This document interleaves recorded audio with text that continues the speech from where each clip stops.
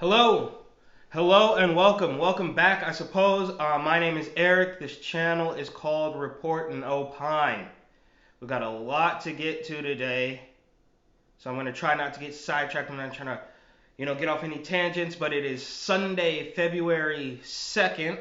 It's Super Bowl Sunday. Enjoy that. It's also Black History Month, so happy Black History Month to everybody except for the race baiting Democratic shills on the television, the news pundits, or congratulations. I don't know. Do you congratulate somebody on something they totally could not control? Doesn't matter. That's not what this is about.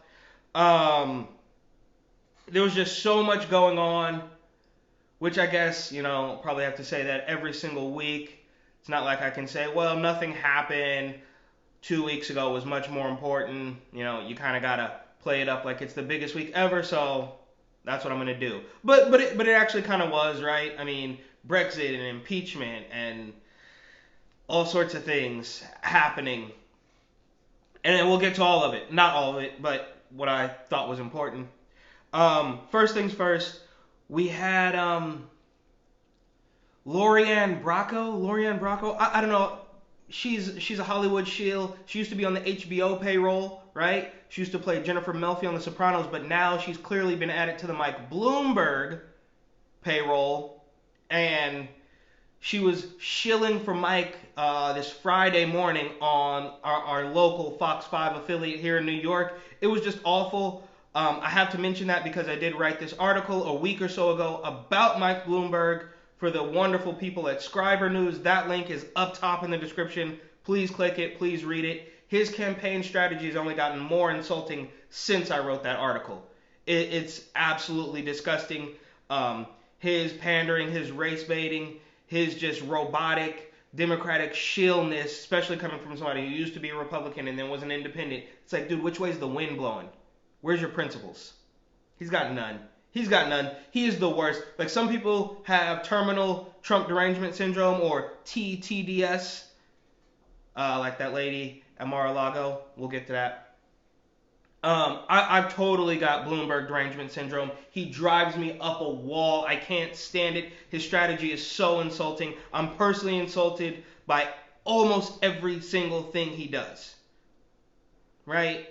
So read that article and know that it is worse now than when I wrote that article. I should do like a remix or something.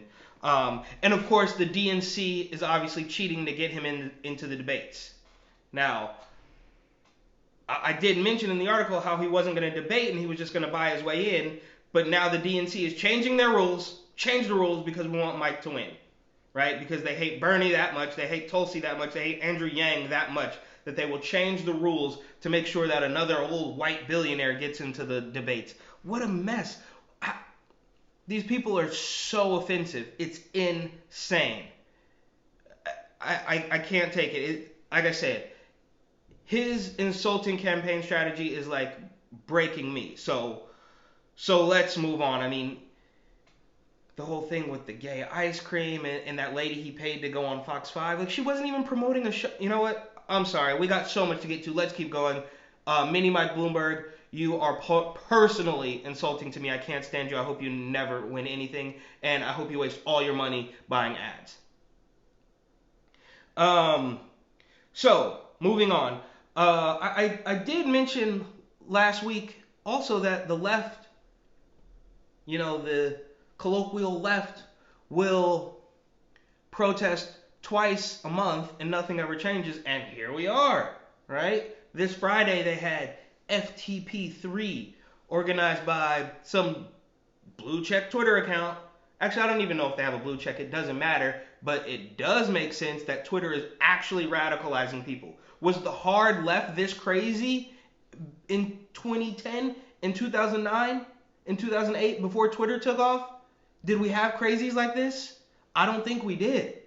I could be wrong, or at least they were, in their mom's basement, not causing a ruckus because nobody could hear them, and now everybody can hear them and they're ruining stuff. So this FTP3 thing happened, right here in New York, and it's so annoying. It makes no sense It feels like FTP, F the police, right? So in order to spite the police, these people jam up the evening commute. What? So you don't like the police? So you ruin the metro stations, the transit hub? Like, what? For everybody who's not a police officer has to go to and from work, you ruin their day, you ruin their evening, you make it hard for them to get home because you don't like the cops? It doesn't make sense. It makes no sense. And we also have uh, the poor person fairest fares in the country. So not only do we already have a half price poor person fare that all of these thugs probably make too much money or inherited too much money to even qualify for, but on top of that, they're just demanding it for free. It's insane. It's insane. And if you really hated the cops, you know what you do? Absolutely nothing. We together could put the cops out of business if we just mind our business and go to work. But you're giving the cops overtime by going out there and ruining the train stations and making it hard for people to get to and from work. I don't understand it. I truly don't understand it. And then, of course, there's another story about the train which I actually kind of like. There's some, I guess, maybe European graffiti writers. I don't know. I grew up doing graffiti. I can appreciate it, and it's amazing to see how they're getting away with this in 2020. It's insane. But, top to bottom, left to right, cover the whole train. It's pretty intriguing, 70s throwback stuff. So that's kind of fun. But just scribbling FTP on the train with a Sharpie is a completely different ballgame, right? And putting glue in the card swipers and all sorts of weird stuff in an attempt to spite the police, not realizing that's only going to bring more police, give them more work, more overtime, yada yada yada. And the train, the infrastructure is literally crumbling. I think we have pieces of the 7 train literally falling from the above ground track onto cars. Luckily nobody was hurt, but it's like, dude. And then this is an old story, but the inspector or whatever is like, oh, that was cosmetic. I'm like, well, even if it is just cosmetic, maybe you don't want people to see pieces of the track falling onto the cars below. Cosmetic or otherwise, even if it is cosmetic, it looks bad. Fix it. So the train infrastructure is literally falling apart, and the weirdo lefties that protest at least twice a month, if not once a week, are demanding it be free. It makes no sense. And all the while, they're running these weirdo leftist OkCupid dating ads on the train, like trying to divide people so that way all the women on these dating apps can just date the softest, squishiest, soy latte drinking loser possible. Because why would she want a real man, right? Get somebody, what is it? Get you a man that likes men. That's what these ads are basically saying. It's very strange. It's very strange. Not realizing that these type of ads and this type of rhetoric is the reason you don't have a man in the first place, is because they're all losers. Yikes. Also, still here locally in New York, there is a scandal, an arrest, somebody who works for the Parks Department, right? Like the Parks Department. It seems like a pretty cool job. 33, 34-year-old man arrested for running guns from Atlanta, Georgia. And he's part of the Parks Department. And it's not a huge story. I just thought it was kind of funny that, New York, this safe haven where we don't need guns, and guns are illegal, and gun control through the roof. So you want gun control, but you also don't want police. So I guess we're sort of really aiming for this utopia that's it's not gonna work. And it also reminds me of a story from years ago back in San Francisco where one of the number one gun control advocates, Mr. Leland Yee, was arrested and put in jail for running guns because he figured, why not take all the guns off the street and up their value, and then I'll collect the cash. That's what this kind of reminds me of. It's like, you guys, you New York politicians, you take all the guns off the street, and then somebody's got to bring them back in, right? Because you don't like the cops, so you don't want the cops to protect you, but you don't want guns, so you can't protect yourself. But the world's not perfect, right? I mean, especially not here in New York. So that's just a weird tidbit about some of the corruption going on in the city parks department. I don't know. It was just very strange. Look it up, read it, link it in the description. Which also brings me to another little bit of corruption in my old hometown, back in California, the Bay Area, where what's his name, Mohammed Nuru, the head of San Francisco Department of Public Works, who's worked under Mayor Ed Lee, notorious dead now Chinatown gangster, Gavin Newsom, Willie Brown, the man that put Kamala Harris on the map, Hills Up Harris, am I right? Mohammed Nuru, right? So he's the head of the Department of Public Works or something. His job is to literally clean up the city. They nicknamed him Mr. Clean. Of course, he was arrested at a sports bar for taking bribes. So think about that, right? The guy who's supposed to be cleaning up the city was arrested for taking bribes. It makes you think, right? How did it get this bad, guys? How did it get this bad? How long has this been going on? At least a decade. At least a decade. These people are absolutely awful. What's next? Oh, real briefly, late last week, right? Late Sunday night. I'm kind of going out of order, but whatever. Stick with me. The Grammys happened. I know, right? Nobody watches the Grammys anymore. I knew even as a kid that the Grammys were a complete scam, right? As a kid, I knew the Grammys were a complete scam. But it's only gotten worse, and this overall satanic, ritualistic Hollywood jargon they're still trying to push it.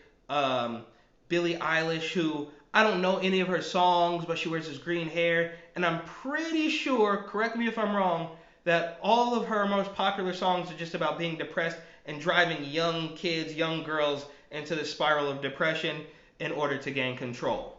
Full tinfoil hat there. And just, the general weirdo Hollywood nature of it. And of course, the snake, the rat that is Taylor Swift didn't go because they couldn't guarantee she would win. You can look that up too, right?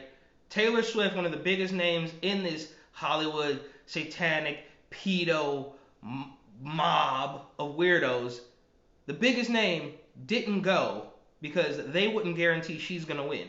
The whole thing's been rigged for many years, and Taylor Swift is a spoiled little brat. I mean, she's a literal millionaire, but somehow has a stack of victim cards to the ceiling. What's wrong with you, Taylor? Thank Kanye West for making you as famous as you are. And for the record, she lost to Lizzo, so, right? That's what you wanted. That's what you were here for. Equality, right? The big fat black lady. She won. That's what we've all wanted, right? It's for the POC, the WOC to win everything, whether they're good or bad. That's what we wanted, right? And that's what you got. And then you're boycotting that. Which is it? It's like the people here in New York who hate the cops but don't want guns to protect themselves. What? You can't have it both ways, guys. Or I guess you can. In a fantasy land. And that's what these people are shooting for. Again, reality is a far right-wing talking point to most of these people. It's insane. And speaking of far right-wing talking points, impeachment. It's effectively over. Now they're going to drag it out a couple more days just because, right? Just to really put the screws to Trump. You're still impeached. You're impeached forever, says nervous Nancy Pelosi, who I assume should be responsible for some of this corruption of this guy back in San Francisco, but I'm getting in the weeds, sorry. It's essentially over. There's not going to be any more witnesses. Now, I kind of wanted some of those witnesses, but maybe the Republicans themselves are still too swampy to want that, right? Because while we know that the left is awful, and Hunter and Joe and Yovanovitch and all these people, They still probably got some stuff that's not going to make them look too good. Now, I think they maybe should have stood up for themselves. I mean, they continue to throw stuff at the wall. It's not going to work. This week, it was John Bolton Ford, right? So last week it was Lev Parnas, who was just going to bring the whole house of cards tumbling down. And this week it was Bolton, who inexplicably linked a bit of his manuscript to the New York Times, and this was the smoking gun. Now, of course, this is proof that it's not a smoking gun, because you can't come in at 0 hour and be like, oh, here, we got it. Like, like you're running into class so you're not tardy and the teacher won't, dock you points or whatever. Like, literally jogging like, oh, we got it now. No, you don't. You never did. You guys are awful hacks, and the whole crew at CNN just imploded. I mean, they just imploded, right? So the only Republican, I think there was 2 Republicans, one might have been Mitt Romney and the other might have been Pierre Delecto, but I digress, that wanted to call the witnesses. Now, I kind of want to give them credit because, like I said, I would like to see Hunter and Joe talk. But I also want this thing to be over with, so whatever. That said, the entire crew at CNN, of course, just imploded. Don Lemon did his little thing where he laughed for 2 minutes about a joke that clearly wasn't even funny. I mean, come on, man. It wasn't funny. We get it. You hate Donald Trump. But the joke wasn't that funny. It wasn't funny at all. You could have chuckled and kept it moving, but you didn't. And then, of course, Fredo Cuomo, he does the segments literally telling us that we should be really mad. Like, dude, how about you just tell us what happened and then we'll make up our own mind? You should be mad. What? No, dude, I don't trust you. We already discussed your conflict of interest of you being on television every night as the brother, the little brother, Fredo, as it were, of the Democratic governor of New York. And nobody cares. Nobody thinks that's a conflict of interest. It blows my mind. I don't want to beat a dead horse, but that's insane to me. He pretends to be neutral while his older brother is the Democratic governor of New York, and then he wants to go on television and tell me that I should be mad that Trump didn't get acquitted, or that Trump did get acquitted, or that Trump is going to get acquitted. Whatever, bro. You're a hack. And then, of course, Chris Cillizza, who's like, I don't know, Brian Stelter's little brother or something. He's a weird little, it looks like one of the Eminem cartoons from those old Super Bowl commercials. Maybe they'll bring those back. Like, just weird, round little Humpty Dumpty type of guy who says that Fox News is bad and they're ruining the union. Fox News is ruining the country. What, dude? It's obviously you. You guys gotta look in the mirror, but of course you won't. I mean, how far do you dig yourself in this hole? Like, come on, guys, wake up. It's insane. It's okay to apologize and be like, you know what, man, we were wrong about that. Let's move on. Could we make up? But they won't do it. They just keep going deeper and deeper and deeper. It's absolutely insane. They want to talk to John Bolton so bad, but they don't want to talk to Hunter Biden. Very peculiar. John Bolton, of course, right? Like, John Bolton Ford.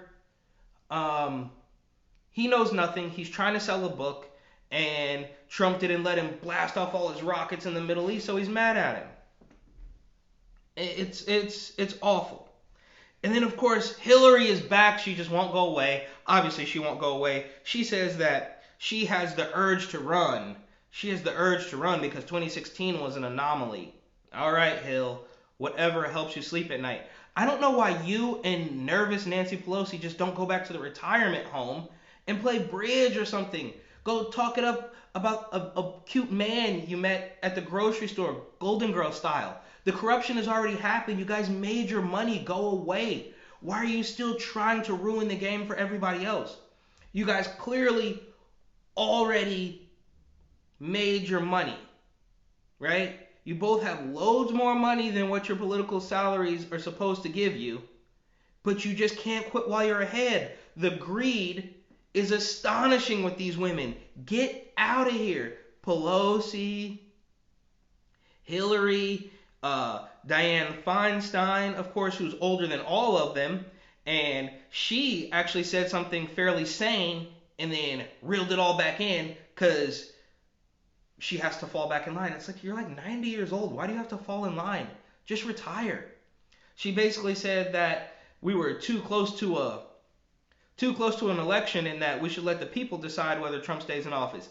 And then backtracked and said, well, I didn't mean that. The LA Times took it out of context. I didn't mean that. Wait, so you said that and you meant the exact opposite? Give it a rest. Give it a rest. You guys are awful. Absolutely terrible. Awful. And then, of course, Liz Warren. Oh, let me back up really quick. One moment. Hillary.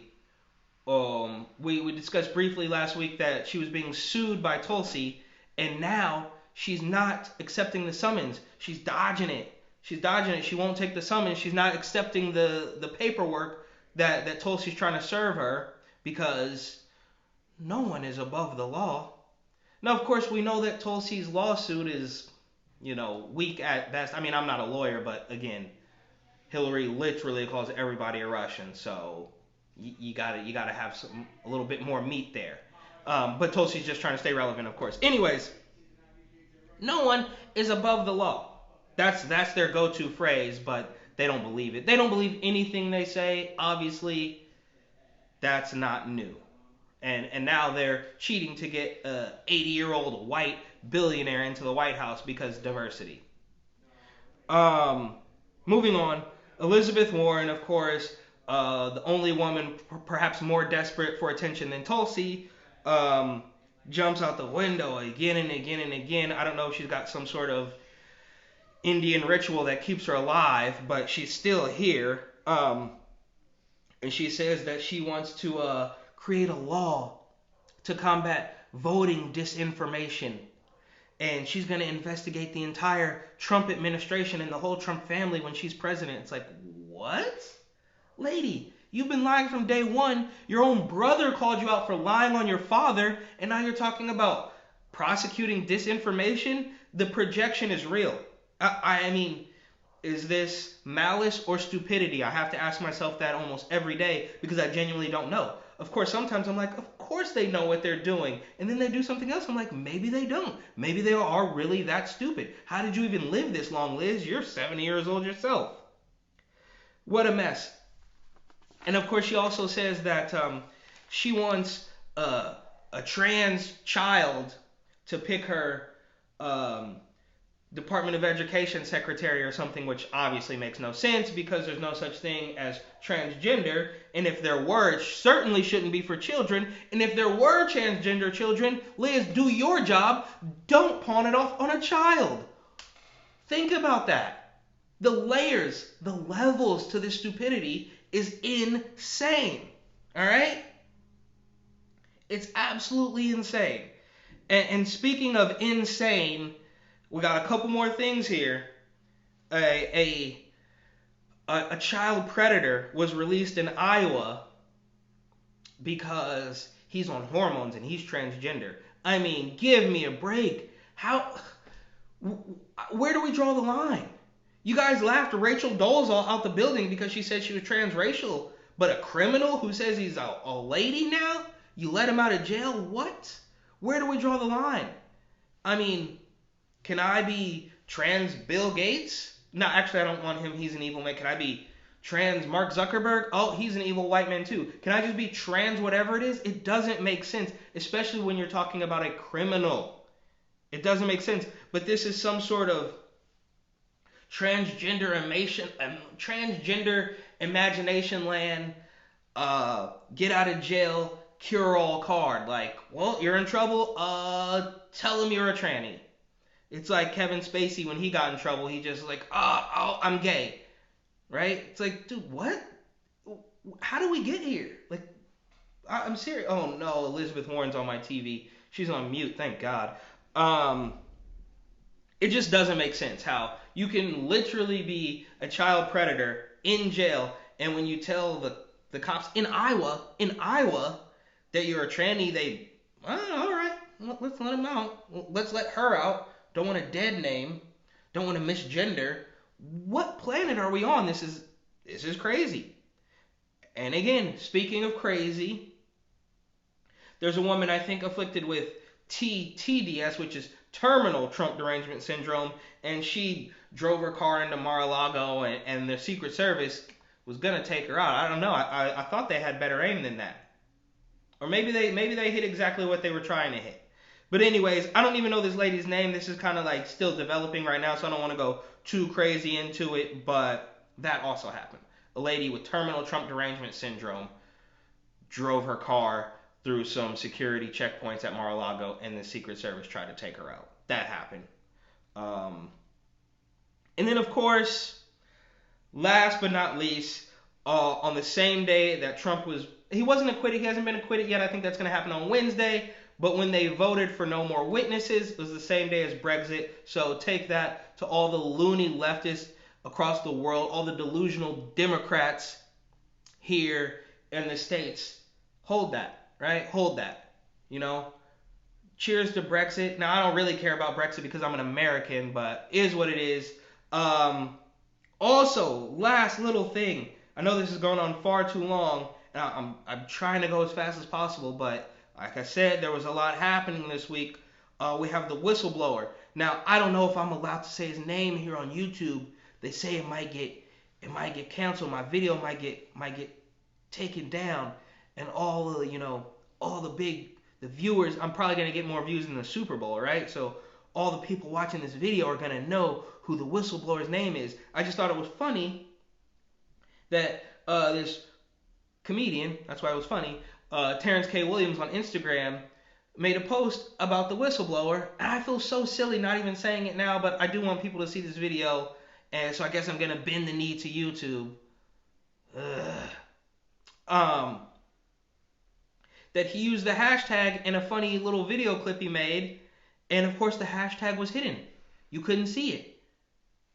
I'm like, what? This is, for lack of a better term, felt a little Orwellian. But here we are. This is 2020. This is 2020. And that's it. That's all I got. Loads of stuff. I might have missed something, but whatever. I will see you next week. Have a wonderful morning, afternoon, or evening.